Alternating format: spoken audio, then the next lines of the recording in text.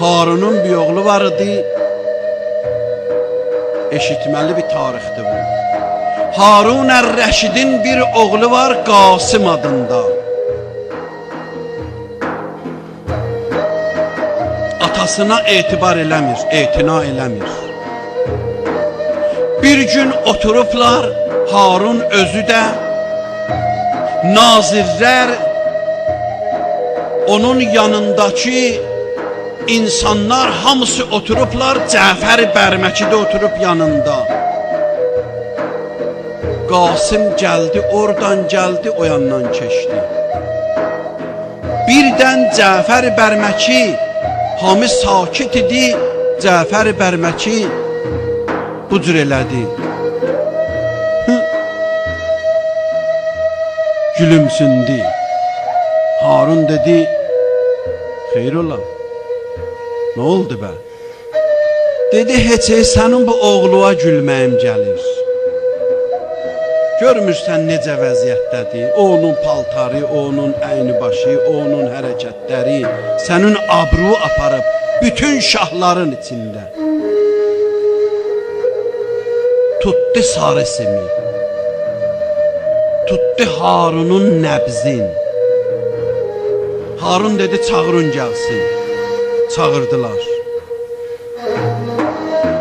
Dedi, oğul nə istəyirsən? Dedi, mən səndən hissat, sən çağırıbsan. Dedi, sən mənim abrımı aparıbsan, mənim dostlarımın içində.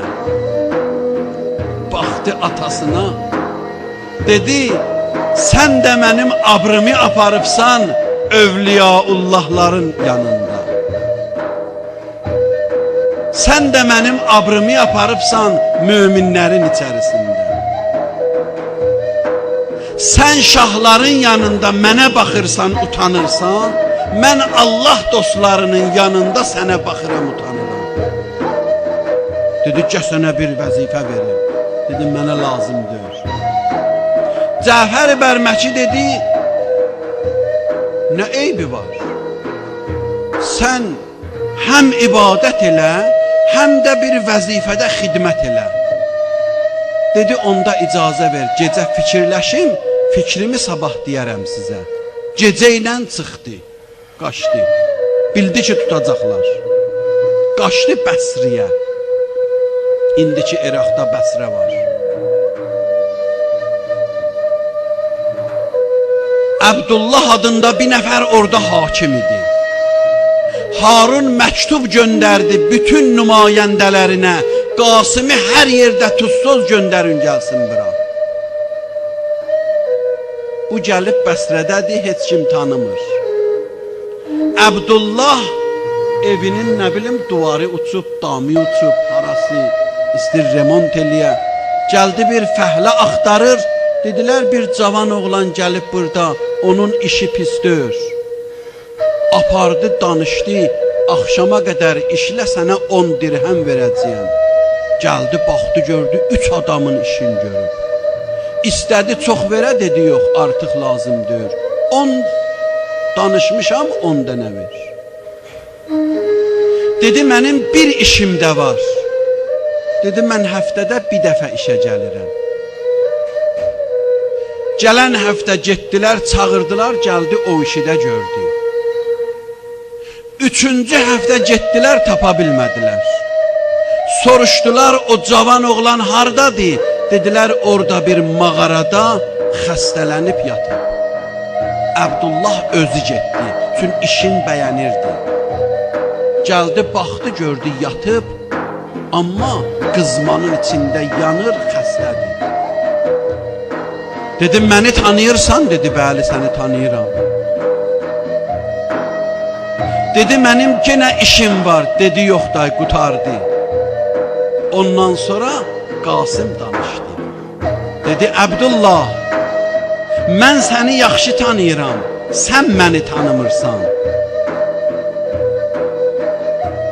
Mən Qasıməm, Harunun oğlu. Bunu eşidəndə təəccüb elədi. Sən dedi, mən Qasıməm, bəli. Axı, ona məktub gəlib ki, Qasımı Tuzla göndərsin. Demə, Qasım bunun evində işləyir. Dedi Əbdullah, o söhbətlər keçib. Mənim bir Quranım var əlimdə, onu verirəm sənə. Verərsən bir Quran oxuyan oğlana, mənə Quran oxusun. Bu bir. İkinci vəsiyyətim budur. Olan paltarım əynimdə budur. Verərsən bir nəfərə, mənə qəbir qazsın. 2. Üçüncü vəsiyyətim də budur. Cibindən bir üzük çıxartdı. Dedi, bunu atam mənə vermişdi.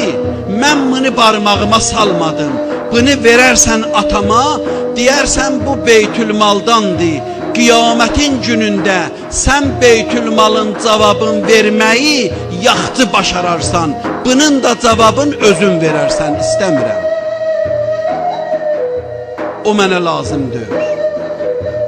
Ondan sonra dedi Əbdullah, çəkil, ağam gəldi. Əbdullah baxdı, gördü, heç kim yoxdur. Dedi Əbdullah, deyirəm çəkil, ağam gəldi. Əssalamu aleykə ya əmirəl-müminin.